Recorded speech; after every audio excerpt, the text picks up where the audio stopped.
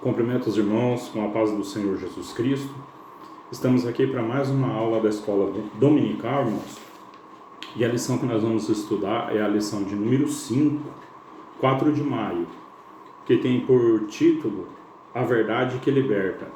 Nessa lição, o textual dela diz: E conhecereis a verdade, e a verdade vos libertará. É importante nós estarmos estudando, porque nós, nesse contexto dessa lição, vamos estar discutindo a liberdade que Jesus Cristo nos proporciona, a verdadeira liberdade no Senhor. A introdução da nossa escola dominical está escrita assim, irmãos, O Senhor Jesus simboliza a verdade que é apresentada no Evangelho de João. Neste estudo, iremos explorar a manifestação do Senhor como a verdade em Jerusalém, a resistência dos escribas e fariseus a essa verdade.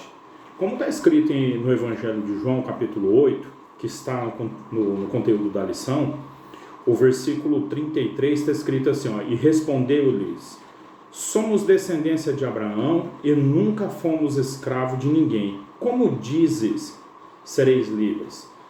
Então, aqui já logo na introdução, a gente vai começar a estudar e perceber que o autor da lição está querendo nos apontar a resistência dos fariseus, dos saduceus e do próprio povo de Jerusalém ao questionar Jesus sobre liberdade. E eles colocam aqui nesse versículo 8:33, querendo levantar um fundo histórico para Jesus. Eles vão dizer assim, igual aqui, nós somos descendentes de Abraão, mas nós nunca fomos escravos de ninguém. Como que a pessoa tem memória curta, né, irmãos? Tem que olhar para a história dos judeus e ver que eles foram escravos dentro do Egito, eles foram escravos da Assíria, eles foram escravos de Nabucodonosor, e depois veio os outros impérios, o Medo-Persa, Alexandre o Grande, que foram reinos que foram conquistados. E na própria época de Jesus Cristo, eles estavam sendo escravos do imperador romano. Lembrando que na lição passada, quando nós estudamos o Evangelho de João, o capítulo 6, lá Jesus teve que despedir a multidão, despedir os seus discípulos para que eles atravessassem o mar da Galileia, e no entanto ali ele entendeu que eles estavam querendo já levantar ele como rei. Lá no capítulo 6 vocês vão encontrar isso. Quando acontece essa situação ali, depois da multiplicação dos peixes e dos pães, você vai encontrar que eles discutindo com Jesus a respeito dele ser o rei, um governador para eles, para livrá-los da mão de Roma. E não era isso que Jesus estava planejando. Aqui, quando nós já vamos começar na introdução da escola dominical, os irmãos vão compreender melhor isso. Então, a resistência aqui deles agora é em sentido à liberdade, à verdade. Então, o povo lá atrás estava necessitando. E sempre o homem, ele precisou de liderança. A raça humana, toda a humanidade sempre precisa de liderança, precisa de governadores, precisa de alguém para colocar, para que comande o povo. O homem, ele é necessitado disso. Quando você volta para a Bíblia lá atrás, você vê que as 12 tribos, quando saem do Egito, daquela escravidão e começa a peregrinação pelo deserto, eles são colocados, os seus príncipes, os seus governadores, cada cabeça da sua tribo, e depois vem descendo a hierarquia. Então isso é notório, e aqui a gente vê a resistência dos fariseus a respeito disso. O povo de Israel estava esperando um Jesus Cristo que viesse livrá-lo da mão de Roma, mas Jesus Cristo veio para livrá-los de uma escravidão muito mais poderosa, uma escravidão muito mais forte que o imperador romano, que era o próprio inimigo, o próprio Satanás. Então, ele veio fazer esse trabalho. No tópico 1 da nossa lição, irmãos, você vai logo após o comentário, né? Está escrito aí, Jesus, a verdade em Jerusalém. Da Galileia para Jerusalém, o capítulo 7 do Evangelho de João revela que Jesus estava na Galileia e não se dirigiu a Jerusalém, pois os judeus planejavam matá-lo. Apesar dos conselhos dos seus irmãos para que subisse a Jerusalém, para que ele subisse, é um conselho, os irmãos aqui está dizendo, o texto está dizendo, que era para os irmãos dele estavam orientando. Jesus sobe a Jerusalém. Para isso, nós entender bem isso daqui, pega a sua Bíblia, vai lá no Evangelho de João, que é o texto que nós estamos estudando, está no textuário da sua Bíblia, tá? Tem a leitura bíblica em classe, para ficar fácil de você compreender, tá, irmão? Só que é um texto, o João 7 começa do 16, você tem que ir lá em João 7, versículo 1, para entender o que o escritor está colocando aqui. Quando ele fala desse assunto, 7, versículo 1. Depois disto, Jesus andava pela Galiléia, e já não queria andar pela Judéia, porque os judeus procuravam matá-lo.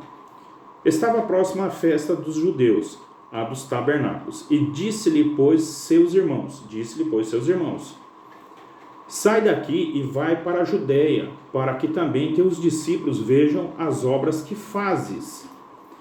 Porque não há ninguém que procure ser conhecido que faça coisa alguma em oculto. Se fazes estas coisas, manifesta-te ao mundo. Olha só, irmãos, aqui Jesus, os irmãos dele não estavam dando muito crédito, porque no final do capítulo 6, bem no finalzinho, Jesus, depois daquele discurso de falar que ele era o pão da vida, que ele está falando que quem não come da minha carne e não bebe do meu sangue não tem vida. Então o pessoal achou o discurso muito pesado, e você vai chegando no finalzinho do capítulo 6, o pessoal achou o discurso muito pesado. Nisso, o que acontece? Os discípulos começam a sair, eles começam a se distanciar de Jesus Cristo.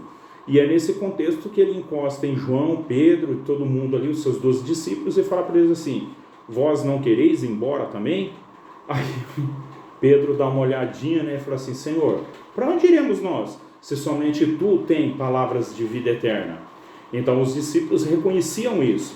Mas só que os irmãos de Jesus Cristo aqui, os irmãos de Jesus Cristo, e não são discípulos, como certas doutrinas falam que isso daqui eram discípulos e não eram irmãos, mas eram irmãos sim de Jesus Cristo.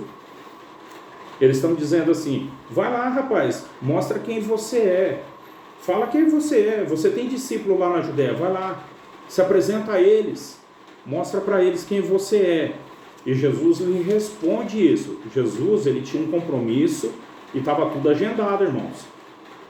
Evangelho de João, capítulo 7, continuando, está escrito assim, e disse-lhes, pois, Jesus, ainda não é chegado o meu tempo, mas o vosso tempo está sempre presente.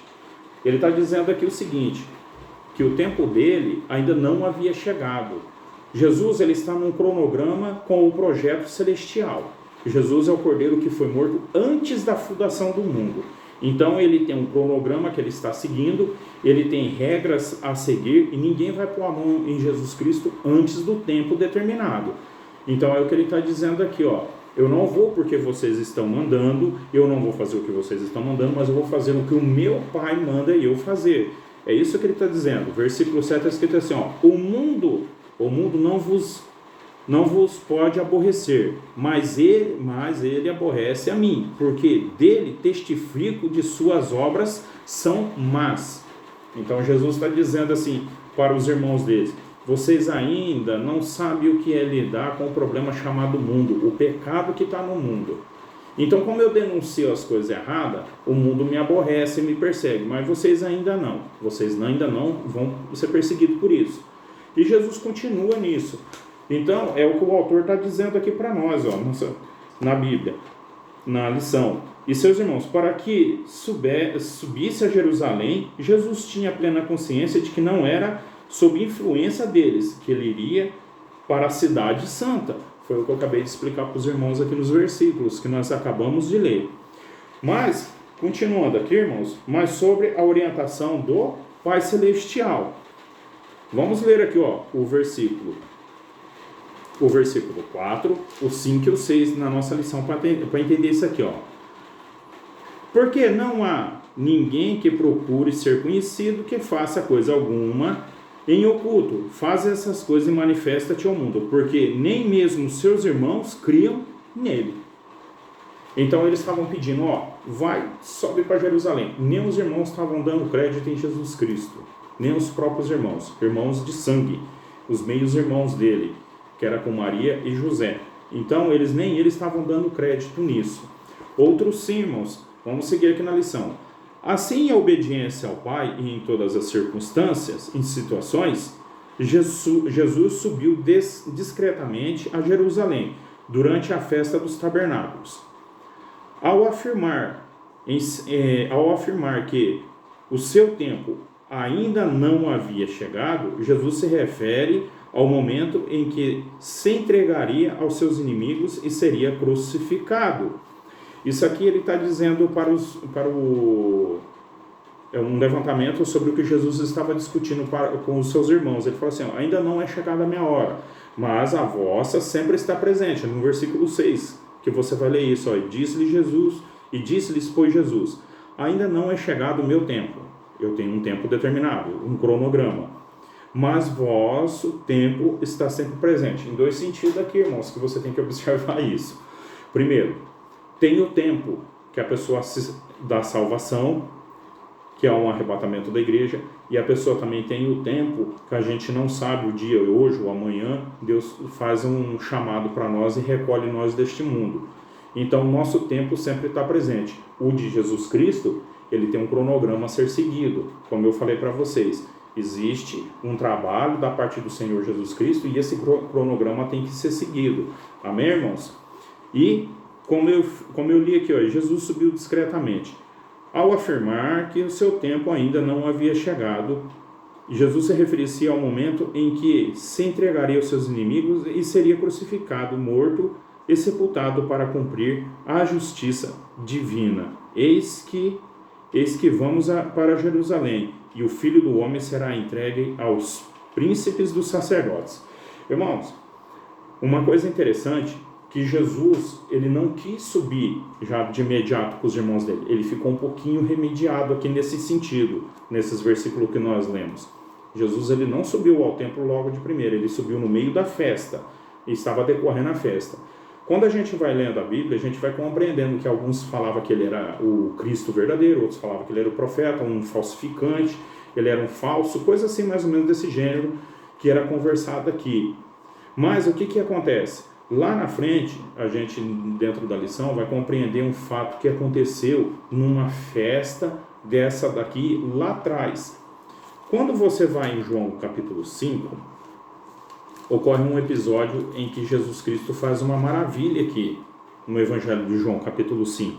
E isso foi notório em toda a Jerusalém. O povo ficou pasmado com aquilo que aconteceu. João capítulo 5 está escrito assim, Depois disso, houve uma festa entre os judeus e Jesus subiu a Jerusalém. Olha aqui de novo, ele subiu nessa região.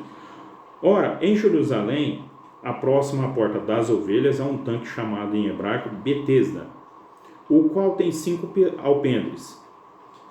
Nesse jazia grande multidão de enfermos, cegos, mancos e paralíticos, esperando o movimento das águas. Porque um anjo descia de tempos em tempos ao tanque e agitava as águas. E o primeiro que ali descia, depois do movimento das águas, era curado de qualquer enfermidade. Jesus, nesse dia dessa festa, um ano para trás, que alguns estudiosos falam que entre o capítulo 6 e o capítulo 7 durou um ano ali mais ou menos, que é o tempo da próxima festa que ele está subindo. Um ano atrás, Jesus passou por este lugar, este homem lá já há 30 e poucos anos deitado ali naquele tanque, e Jesus vem, conversa com ele, faz um milagre, pega a cama e sai. E isso foi num sábado. O pessoal ficou estarrecido, né? Ficou assim, mas quem foi que te curou? Quem foi isso? E como ele estava muito tempo enfermo naquela situação, não deu tempo para ele prestar em detalhes em Jesus Cristo. Mas depois ele explicou quem era a pessoa, era um tal de Jesus, deu o nome dele, e tudo certo. Aí Jesus encontra ele no meio da festa e fala para ele, fala assim, não peques mais, segue essa vida. E ele queria seguir Jesus.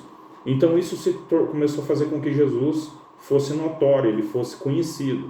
E aqui as pessoas começaram a Jesus chegar em Jerusalém e ter uma perseguição e querer matá-lo. Então por isso que nesse momento você vê Jesus falando para eles, vai vocês que eu não vou. Mas no meio da festa Jesus aparece lá. Tópico 2, o subtópico 2, irmãos, está escrito assim, a verdade na festa dos tabernáculos. Nos versículos 10 a 13, Jesus, evitou o assédio do povo até que durante a festa subiu ao templo e começou a ensinar. Ele estava ciente de que havia uma divisão de opiniões sobre ele entre as pessoas. Por isso afirmou: minha doutrina não é minha, mas daquele que me enviou. Vamos ler o versículo 17 e o 18 nesse texto? O versículo 17 e o 18 é escrito assim, ó: se alguém quiser fazer a vontade dele, pela mesma doutrina conhecerá se ele é de Deus ou se eu falo de mim mesmo. Quem fala de si mesmo busca sua própria glória, mas o que busca a glória daquele que o enviou, esse é verdadeiro e não há nele injustiça. O que acontece aqui, irmãos? Jesus Cristo, ele está dando testemunho da verdade. E ele vai falar dos milagres que ele fez. E o pessoal vai questionar ele sobre os milagres no capítulo. Isso é importante, os irmãos dar uma conferida, ler o capítulo da Bíblia, o capítulo sugerido para a lição, tanto o 7 quanto o 8, para você se familiarizar com a lição e com o texto, porque ajuda a compreender. O que Jesus está dizendo nesses dois versículos aqui para vocês, que eu estou citando? Jesus fala assim, ó, primeiramente, toda a obra que eu faço, seja ela cura, salvação, todas elas, ela aponta para algo, não é para minha glória, é para a glória de Jesus Cristo.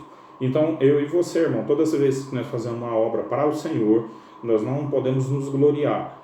Tudo que nós fizemos tem que ter uma direção, Jesus Cristo. Tem que mostrar o céu, tem que apontar para o céu. Não pode ser coisa nossa. Nós não podemos chamar a glória para nós, porque nós não somos nada e nós somos totalmente dependentes de Jesus Cristo.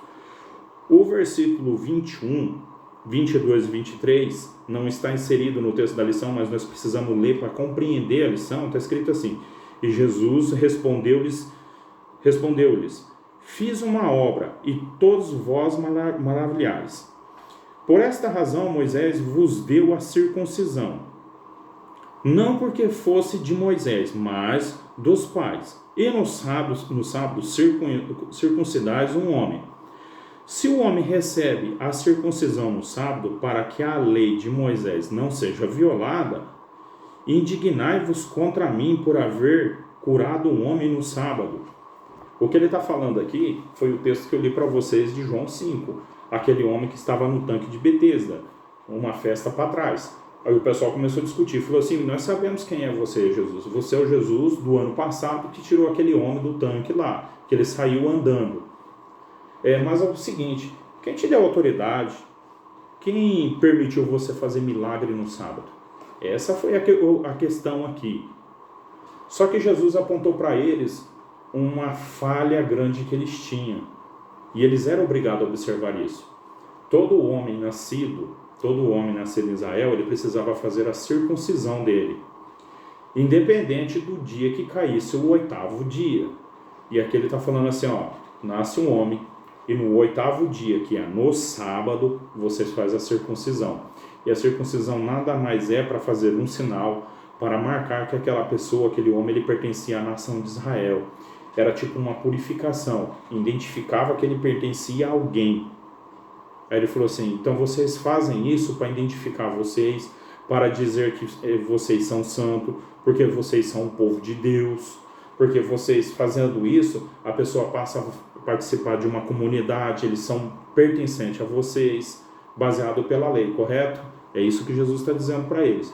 Mas fazer o bem, pedir para que um homem seja restaurado a sua saúde no sábado, são coisas totalmente diferentes, mas que traz o mesmo valor. Diferente porque a circuncisão demonstrava que aquele ali era um cidadão judeu, mas o milagre foi feito para um homem judeu também, para qualquer um. E o que eles estavam questionando foi assim, você não pode violar a lei do sábado, Senhor Jesus Cristo. Era isso que ele estava falando. E Jesus é Senhor do sábado, e Ele é Senhor de todos os dias, Ele pode fazer qualquer dia, Ele pode fazer milagre. E era isso que eles estavam presos a uma religiosidade, eles estavam presos a regulamentos que poderiam ser facilitados, que poderiam ser por ajudar. Jesus mesmo questionou em certo momento, falando assim, olha, vocês não fazem o bem para ninguém, vocês não podem fazer uma circuncisão, que no sábado, fazer uma circuncisão é uma obra. Se o teu cabrito, o teu boi, o teu gado cai num buraco, no sábado vocês vão lá e recolhem. Não é um trabalho, não é uma obra, porque era proibido fazer trabalhos no sábado. Vocês não estão trabalhando? Então, fazer o bem para os outros também não pode? Se pode fazer algo que só beneficia a vossa vida, pode, mas fazer para o próximo não pode. O questionamento de Jesus Cristo era sobre isso com eles. Ele falou assim, vocês trabalham de uma forma que só faz com que valida para vocês, o próximo não tem direito. Prosseguindo aqui, irmãos. Então, o que Jesus fez num sábado, lá no capítulo 5, está refletindo agora aqui. O subtópico 3, irmãos. O subtópico 3 está escrito assim. Vivendo na verdade. Os versículos 16 a 19 refere-se à doutrina que Jesus transmitia. Esta doutrina provinha do Pai e era para cumprir a sua vontade. Era necessário entender a verdade revelada pelo Pai. Versículo 17, vamos ler ele. Se alguém quiser fazer a vontade dele, pela mesma doutrina, conhecerá se ele é de Deus ou se fala de mim mesmo. O que Jesus está orientando aqui, irmãos? Ele falou assim, que todo o trabalho feito para o Senhor, para Deus, vai indicar se o fruto daquela pessoa está indicando Deus, se está vindo realmente de Deus, se o fruto pertence a Deus. Porque o homem ele não pode fazer nada se Deus não estiver na vida dele. O homem não pode fazer nada sem o auxílio de Deus. João capítulo 15 é o mesmo evangelho. Aqui Jesus vai trazer uma informação para nós. No evangelho de João 15 está escrito assim, ó. Esse texto é muito maravilhoso. Ele traz sobre um cuidado de uma vinha. Eu sou a videira verdadeira. Olha o que Jesus está dizendo. Eu sou a videira verdadeira. O meu pai é o agricultor. Ele está falando de Deus Pai aqui. Toda vara em mim que não dá fruto, ele atira e limpa toda que dá fruto, para que dê mais fruto. Vós estáis limpos pela palavra que vos tenho falado.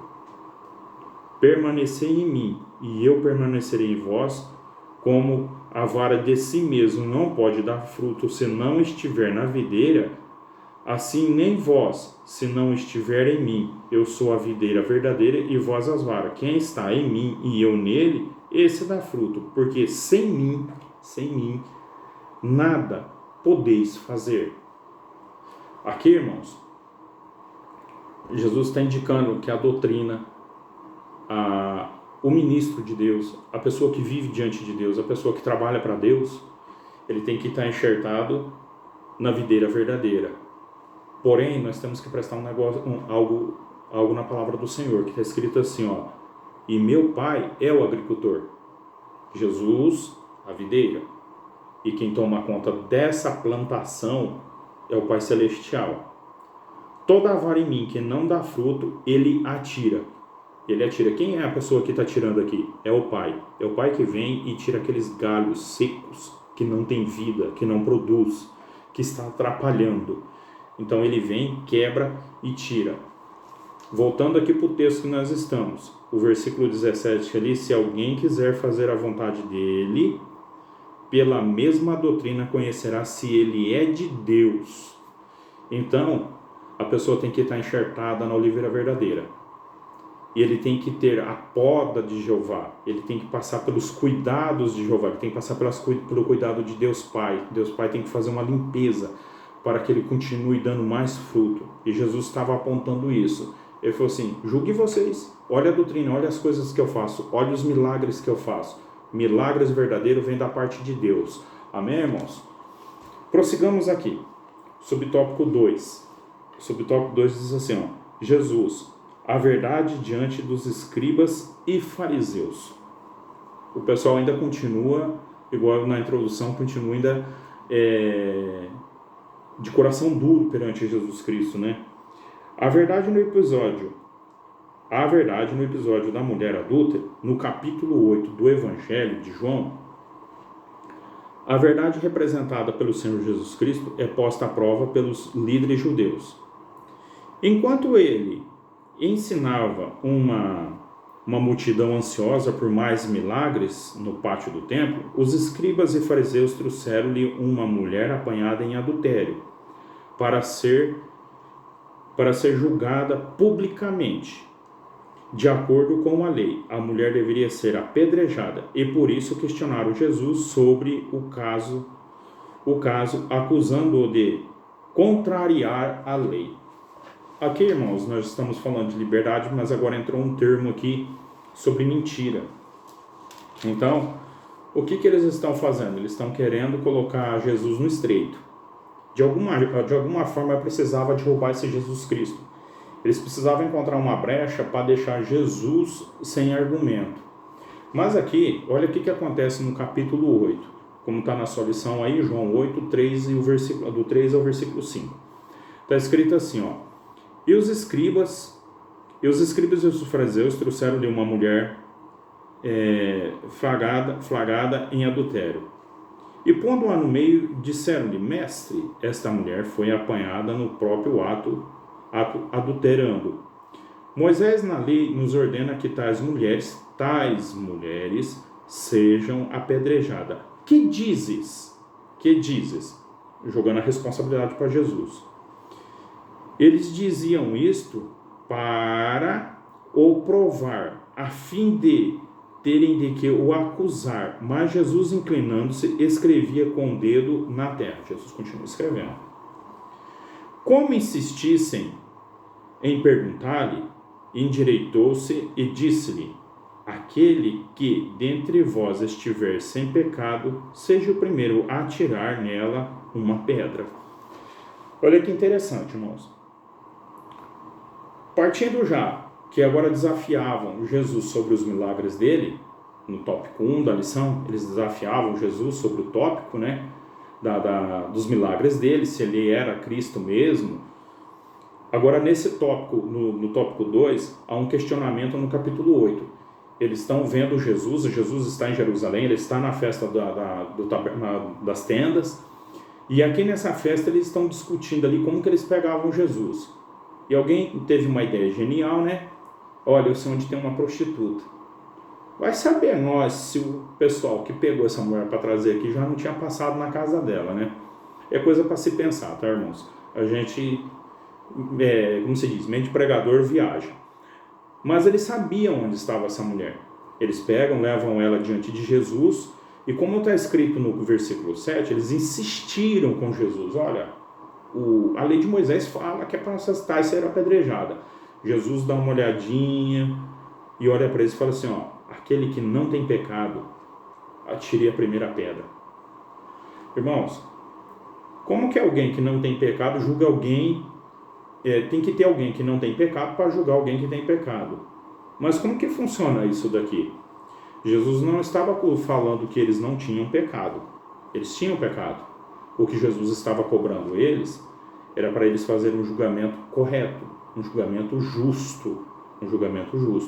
E é o que eles não fizeram aqui, eles não fizeram um julgamento justo. A lei de Moisés manda, a lei de Moisés diz que é para fazer isso, era uma obrigação.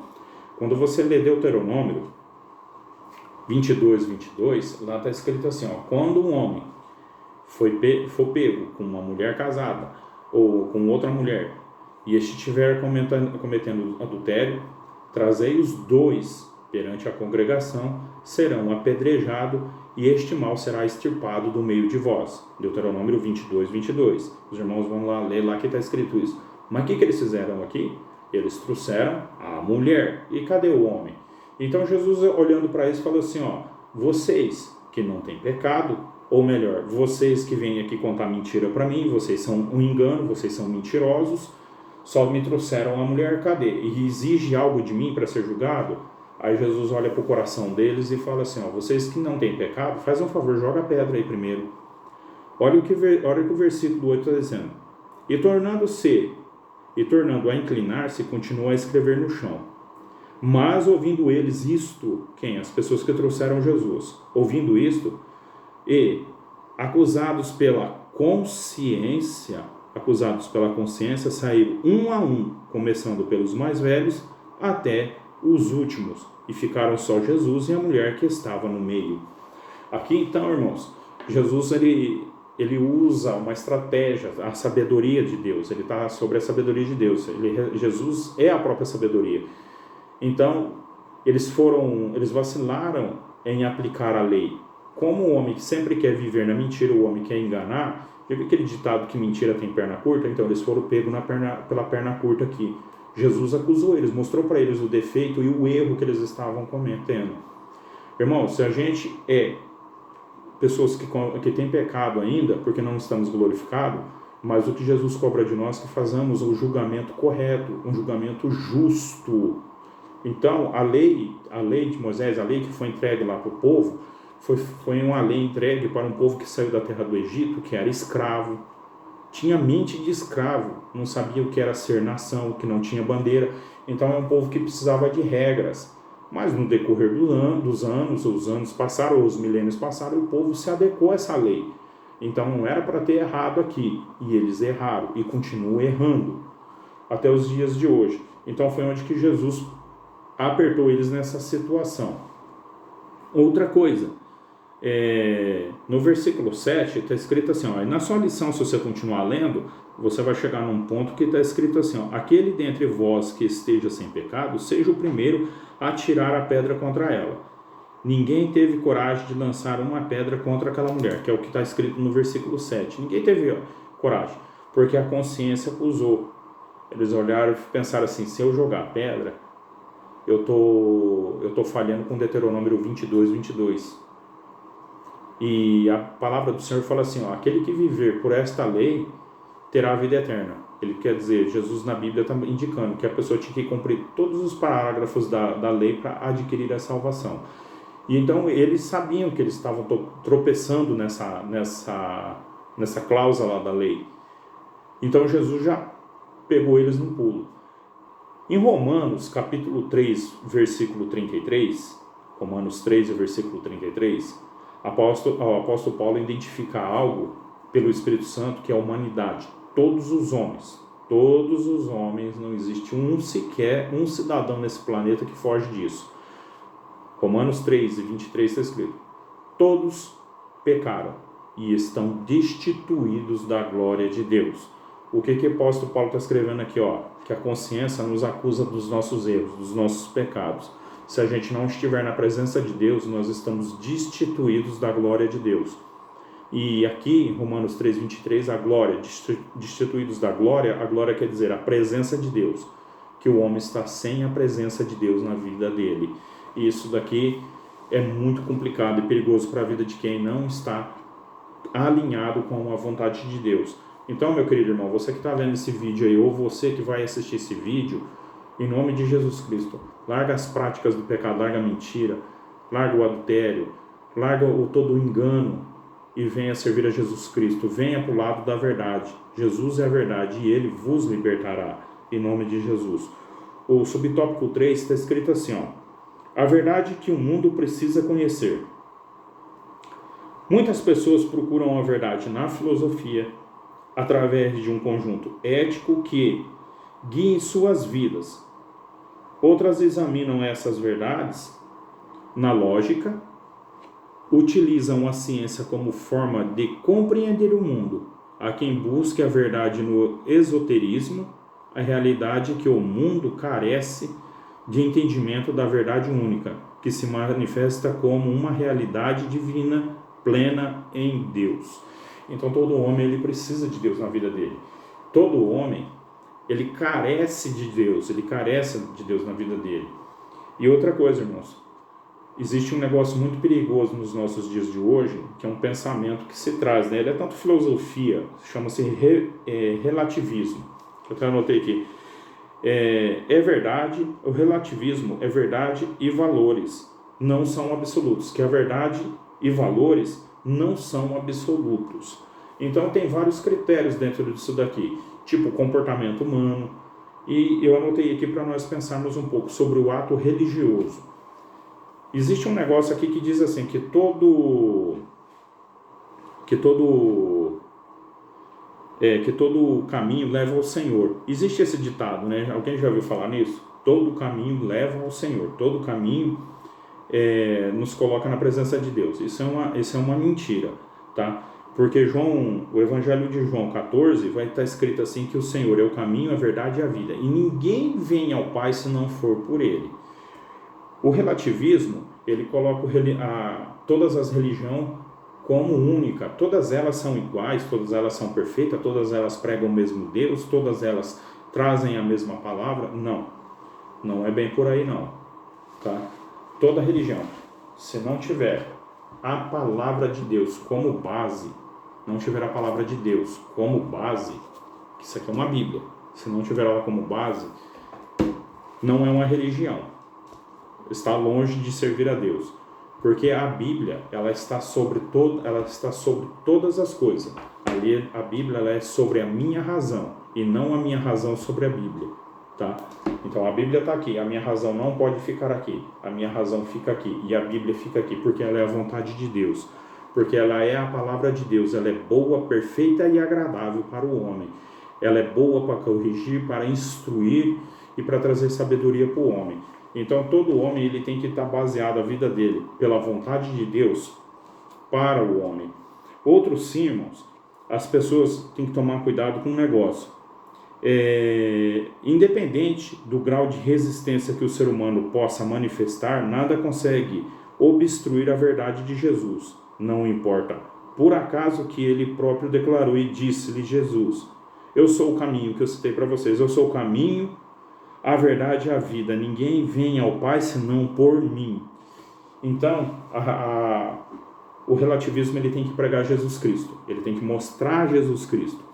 E eu queria que vocês pensassem algo aqui comigo, tá? Bem interessante, olha que está na Bíblia. Abra sua Bíblia lá na Carta aos Hebreus, o capítulo 9.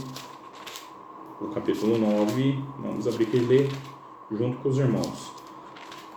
O capítulo 9, o versículo 23 ao 28. 23 ao 28. Está escrito aqui, ó. Hebreus capítulo 9, do versículo 23 ao 28.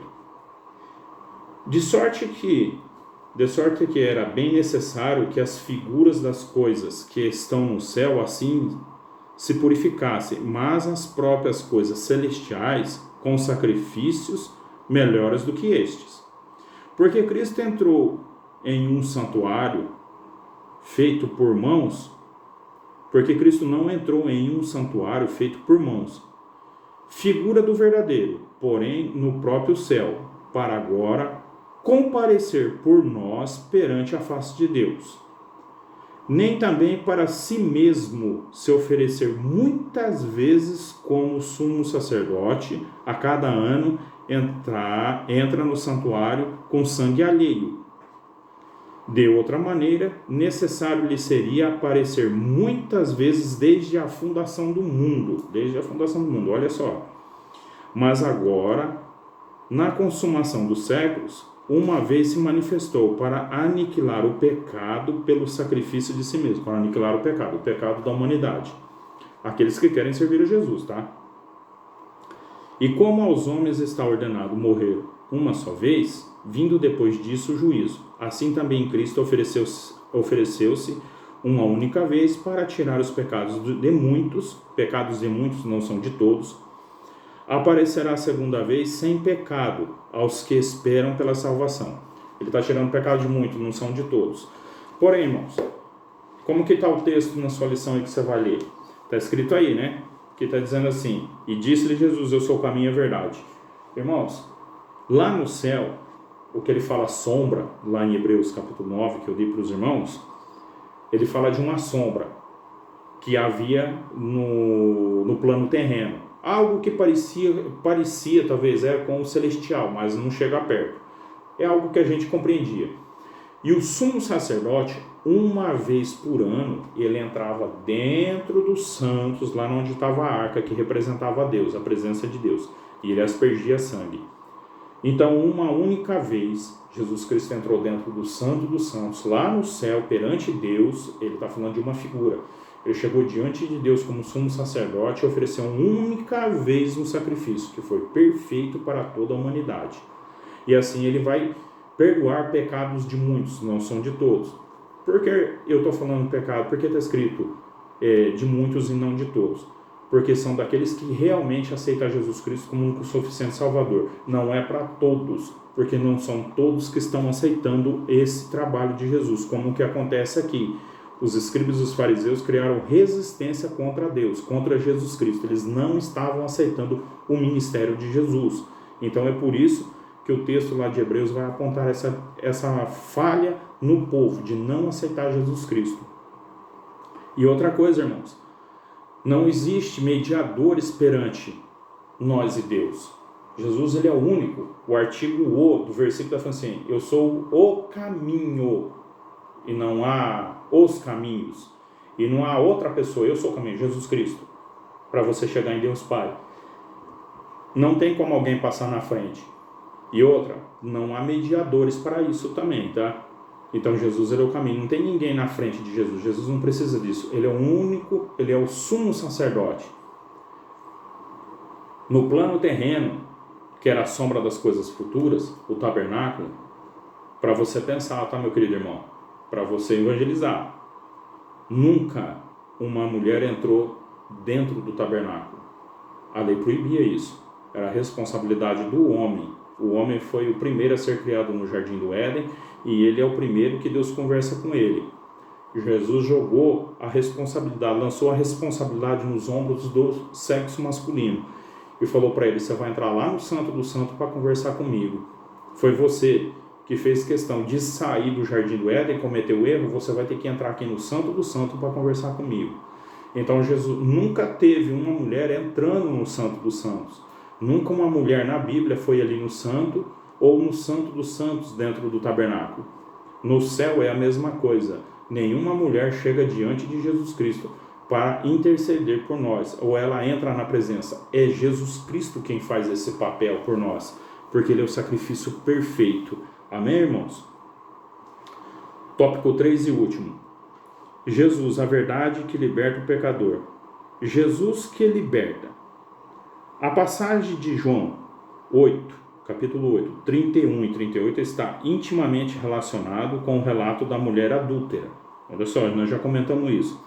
Assim, a vida do pecador que se arrepende estará garantida se realmente permanecer em Jesus Cristo. Dessa maneira, o pecador alcançará conhecimento da verdade e, por meio dela, será liberto da escravidão do pecado. Irmãos, olha que interessante. Vamos abrir as vossas Bíblias lá em Tiago.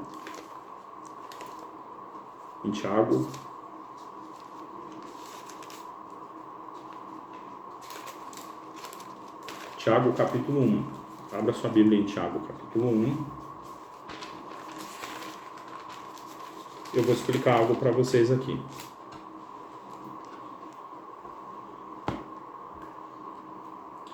Tiago capítulo 1, o versículo 3 a seguir, está escrito assim, ó.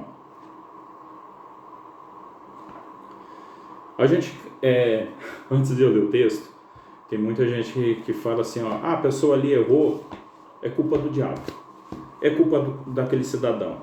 Sempre é a culpa do inimigo, né? Tudo que a pessoa faz de errado, sempre é a culpa do inimigo. Ele tem que lançar a responsabilidade para alguém. As pessoas sempre fazem isso. Mas Deus, ao usar a vida do apóstolo Tiago, ele traz uma informação que nós somos responsáveis pelos nossos atos, pelos nossos erros. Você tem que pensar nisso, irmão. E ministrar isso para a escola, para as pessoas compreenderem que eles são responsáveis das coisas que eles fazem. Tiago capítulo 1 e o versículo 13 está escrito assim: ninguém sendo tentado diga, de Deus sou tentado, porque Deus não pode ser tentado pelo mal e a ninguém tenta. Ponto. Então, estamos livres desse problema. Mas olha o que acontece. Mas cada um é tentado quando atraído e engodado pela sua própria concupiscência. Isso é algo que está dentro do coração do homem. Depois, havendo a concupiscência concebido os pensamentos de praticar algo que é errado, que ele sabe que aquilo ali é errado, é mal, dá luz ao pecado. Pronto, o produto já está no coração, que se chama pecado. E o pecado sendo consumado, quer dizer, está aqui dentro ainda. Não realizei este pecado, eu ainda não realizei. Sendo consumado, quer dizer, enquanto está aqui dentro, ele ainda é pecado, mas você não realizou ele, porque está dentro do coração. E Deus que sonda os corações sabe de todas as coisas. Mas olha o que está acontecendo. Sendo consumado, quer dizer, eu realizei o ato do desejo do meu coração, aquele produto da mente, aquilo que foi gerado. Tipo eu vou tirar a vida de uma pessoa. Então ele maquina como que é, aquilo desce para o coração, aí ele vai lá e faz o ato. Aí gera a morte. Que ele falou, não erreis, meus amados irmãos. Olha só, quando ele fala assim, gera a morte, aqui ele está nos ensinando que é o seguinte, o pecado do homem faz ele se separar de Deus, porque ele age por aquilo que ele pensou, ele acha que não vai trazer resultado, e no fim das contas, olha o que acontece, a morte. E morte aqui, não estamos falando de morte física, estamos falando de separação. O profeta Isaías, ele escreve um capítulo dele, fala assim, os vossos pecados, a minha mão, Jesus de Deus está dizendo, os meus olhos não estão tapados, as minhas mãos não estão encolhidas, mas os vossos pecados faz separação entre mim e vós. Então, tudo que o homem comete de falha é pecado, porque ele pensa como ele vai fazer e ele executa, o homem por si só está erguendo um muro perante Deus. Ele está criando uma barreira para que Deus não se aproxime, nem ele se aproxime de Deus. Então, querido irmão, não coloque a culpa no inimigo por tudo que você é responsável por aquilo que você faz. A gente tem que cuidar, a gente tem uma parcela em muitas coisas quanto ao mundo espiritual. Eu sei que é uma palavra um pouco dura, ela é meio pesada, mas é uma realidade para a gente pensar. O que é a verdade? No Evangelho de João fica evidente que a verdade referida não se relaciona com a verdade filosófica, que foi o que eu citei, sobre relativismo. E não se relaciona com a verdade filosófica, ou seja, com os conceitos de verdades debatidos nas obras filosóficas. A verdade mencionada em João é aquela que liberta o ser humano do domínio do pecado, manifestadas e revelada na figura de Jesus Cristo. Aqui, querido irmão, a gente tem que entender que é o seguinte, quando Paulo escreve Gálatas capítulo 5, ele vai falar sobre as obras da carne e as obras do Espírito. O homem, ele vive dentro de uma mentira, porque ali vai falando o que a carne produz, o que o pensamento produz, o que o apóstolo Tiago escreveu, da concupiscência da nossa mente. A gente pensa na prostituição, na idolatria, na porfia, na lascívia e inúmeras coisas que nos afasta de Deus.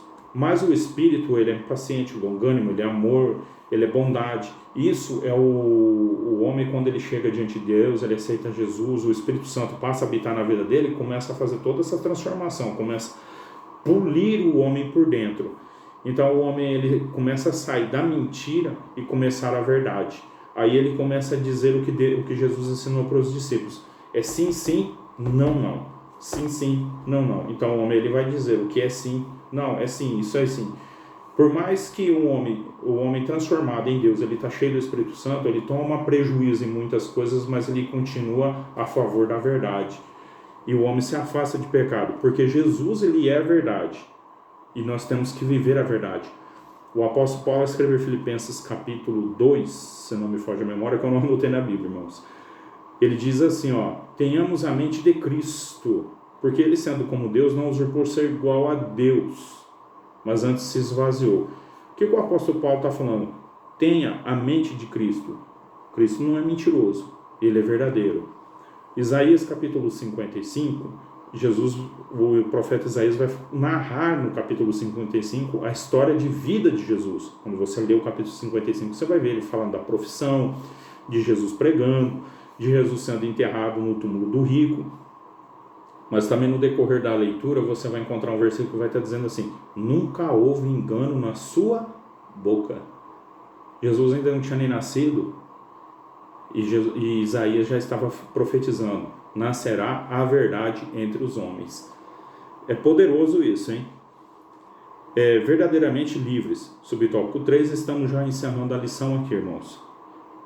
As Escrituras Sagradas revelam a verdadeira natureza do ser humano, distante de Deus.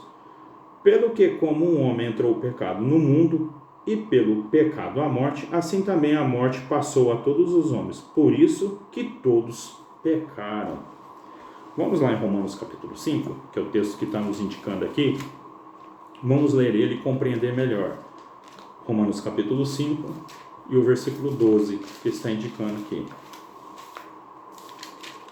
É sempre bom, irmãos, você, dentro da sala de aula, com seus alunos, se você puder comentar a lição e acompanhar na Bíblia, ajuda a melhorar a compreensão. O versículo 12 que foi lido aqui, que está no texto da lição.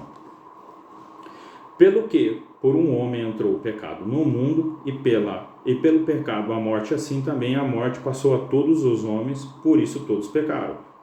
Tem um remédio para isso aqui agora. A solução para isso. Está escrito aqui, porque até a lei estava o pecado no mundo, porém o pecado não é imputado, não havendo lei. No entanto, a morte reinou desde Adão até Moisés, até sobre aqueles que não pecaram à semelhança da transgressão de Adão. Mas não é assim o dom gratuito com a ofensa, porque se pela ofensa de um morreram muitos, muito mais a graça de Deus e o dom pela graça de que é de um homem, Jesus Cristo, abundou sobre muitos. Então, o que o apóstolo Paulo está ensinando para nós aqui é que muitos morreram por causa do erro de Adão. E muitos morreram. Só que Jesus Cristo nasceu para perdoar o pecado, para ensinar o caminho para as nossas vidas, para nos direcionar à vida eterna. E Jesus Cristo é maravilhoso por isso. E através dele, a graça superabundou sobre muitos. O que é a graça? É o favor imerecível de Deus para as nossas vidas. Jesus é poderoso. Aceita essa graça de Jesus na sua vida. É muito importante para as nossas vidas.